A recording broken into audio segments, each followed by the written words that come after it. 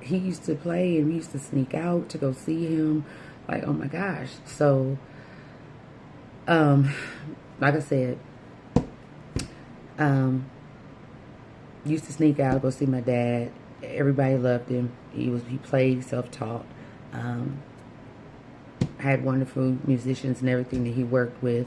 They have all, most of them, not all of them, have since passed, but some are still in the area. And like I said, um, it's very traumatizing because trying to um, navigate through that when you're young, like I said, it was like a not knowing. That's why the metaphysical reasoning for the wearing of the glasses, I was saying, look into that. Um, it's like not being able to see. You can only see what's right in front of you. You can't see, what's coming on the horizon. You don't think that things are like it's going to be a good outlook because of that type of trauma. So internalize that, how that goes, because, it's like I was daddy's little girl, and that was so hard to, to see him have to go through that first heart attack and everything. But then, like I said, he got better, was playing and everything, and everybody loved him, and after that, had a, pretty normal childhood. But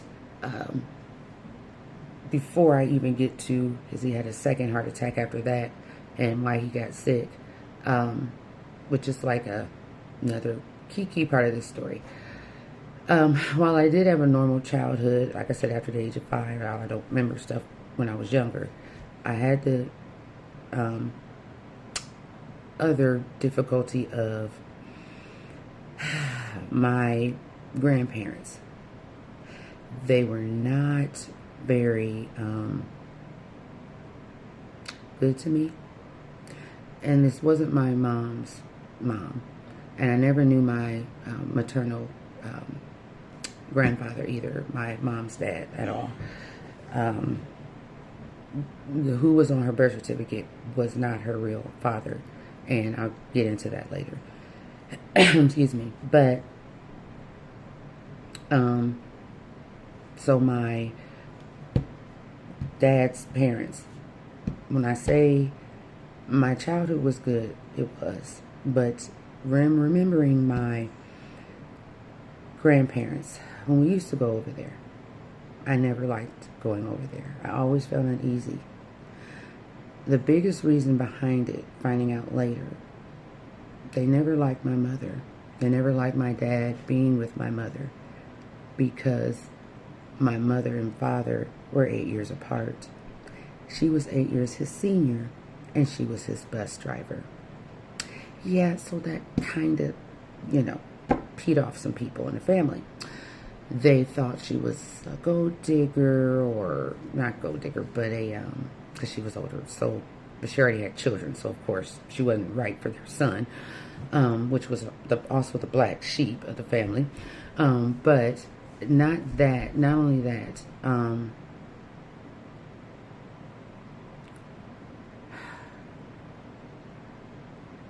they really just disliked my mom. They thought that she was a cougar, and they shouldn't be together. But he picked my mom. My dad fell in love with my mom. They met on the bus. She was like I said, his bus driver. It was such a beautiful story, how they met. Excuse me. But they meet. He gets on the bus. She thinks he's too old to be on the bus and politely kicks him off the bus. He argues her down. No, ma'am, I'm supposed to be on this bus. You need to get your old self off of this bus or we're going to have a problem. He comes back the next day with his ID. He didn't have his ID. Proved that he was supposed to be on the bus. Nagged and stayed around ever since. hung on tight, and basically I'm here, my brother's here. Okay. So they had 2 children, and like I said, my mother already had 2 children. So grandparents were, I used to go over and do my grandmother's hair. She had a Jerry curl. She smoked cigarettes. Now when I tell you I am a reformed smoker, I smoked cigarettes for 13 years before I was hypnotized. Thank God.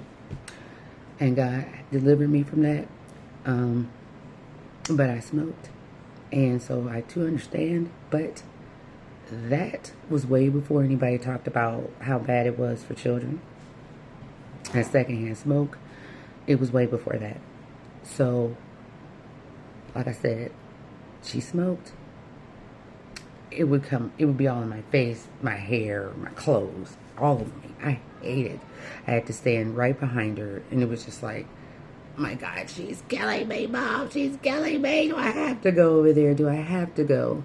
And yes, you have to go. You have to go see your grandmother. You have to go and help her. She needs help with her hair. She needs help around the house and the dishes. Fine. So I would go. Do her hair, like I said, twist it, curl it. Started doing her when I was 12, but I did her hair before that. Like I said, dreaded going over there. Mainly because they treated us like I said, the black sheep's children. The redheaded stepchildren, excuse me. Every Christmas, every birthday, everything, we were always forgotten. We were the last thought.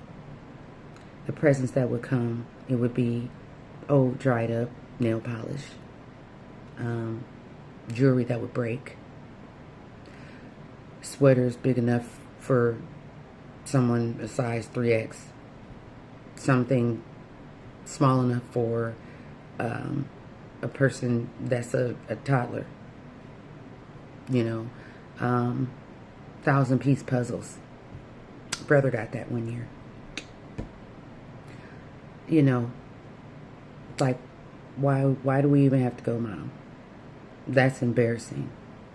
Everyone else gets the nice gifts. Everyone else gets, presents, big presents, money, We don't get that. My sister would always joke and kid. She hated going over there too. But she would go and sit in the corner, go sit somewhere else and try to run off and, not be around us. We would always find her. Dee, where are you going? You need to come back over here. Oh, no, we're right underneath you. Nope, you can't go. Nope. So, she definitely understands what I'm saying. It's because we always felt uncomfortable. And they would make us feel uncomfortable in our own skin, in our own family's home. My brother was a little different. He always, I don't know if it was, he was comfortable enough to adapt to the, I hate to say fakeness, but fakeness. When you realize your own family ain't about the right. It's not right. I need that to sink in for somebody that maybe treats their family that way. Think of what it's going to do to them when they get older, what it does to their self-esteem. My grandmother would always say, well, your mom, maybe if she would just lose some weight, maybe you could lose some weight too. I mean, I have noticed that you've gained a little bit. Maybe if you wouldn't be in the sun so much. You are getting dark. You can't be with anyone too dark. You'll have dark children. My grandmother was a piece of work. Now, I don't want to say her name, but the fact that I've already said my dad's name, maybe I should take that out the video. So, I don't want to tarnish anyone's legacy. that they've left. I'll say that. I'm not here to do that. But I do, want to make that clear. What was done to belittle, to withhold, to oppress or hold down, it wasn't right.